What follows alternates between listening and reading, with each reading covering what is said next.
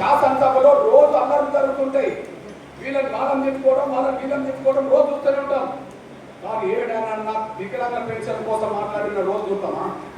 ఏనాడన్నా వృద్ధుల కోసం, వితంతుల కోసం, ఒంటరి మహిళల కోసం, పేద వర్గాల పెన్షన్దారుల ఆధారం కోసం, కొత్త పెన్షన్ల కోసం ఎదురు చూసే వాళ్ళ కోసం ఎప్పుడైనా అసెంబ్లీలో చర్చ జరిగిందా? అంటే చాలా నిర్లక్ష్యం అనేసి మీరు మర్చిపోదు. ఎందుకు నిర్లక్ష్యం? ఒక మాట చెప్పాలంటే పెన్షన్ మీద ఆధారపడే వాళ్ళంటే వాళ్ళకి ఎక్కడో చిన్న సూపు కనిపిస్తున్నది, వాళ్ళకి లెక్కలెంతానం కనిపిస్తున్నది. ఎందుకంటే వాళ్ళు ధనిక వర్గంలో వచ్చిన వాళ్ళు, వాళ్ళ దయాదర్శన వాళ్ళ పెన్షన్ ఇస్తుంటారని వాళ్ళు భావించుకుంటున్నారు. వాళ్ళు ధనిక వర్గంలో వచ్చిన వాళ్ళు రేవంత్ రెడ్డి అయినా లేదా కేసీఆర్ అయినా భూములున్నా, ధనమున్నా, వ్యాపారాలున్నా కుటుంబంలో వచ్చినారు కాబట్టి పెన్షన్ ఏదన్నా వాళ్ళు ఇస్తున్నారంటే వాళ్ళ దయాదర్శనాల మీద వాళ్ళ జేబుల నుండి ఇస్తున్నట్టుగా, వాళ్ళ కష్టం మీద ఇస్తున్నట్టుగా వాళ్ళు అనుకుంటారు. కానీ పెన్షన్ అనేది వాళ్ళ దయాదర్శన కాదు, అది మన హక్కుగా సాధించుకుందామని చెప్పి పోరాటం చేస్తామని మీ అన్నగా చెప్తున్నాను. పాత్రికేయ మిత్రులారా అర్థం చేసుకోండి. నేను 2 విషయాలు స్పష్టత ఇస్తున్నాను.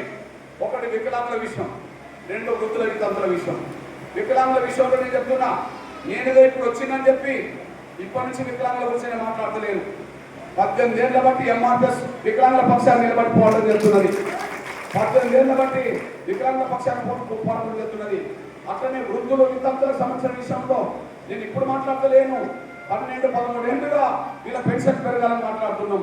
అంతకు ముందు వికలాంగుల గురించి మాట్లాడక ముందు పెన్షన్ ఎక్కడ ఆగినాయి, ఇప్పుడు ఎట్లా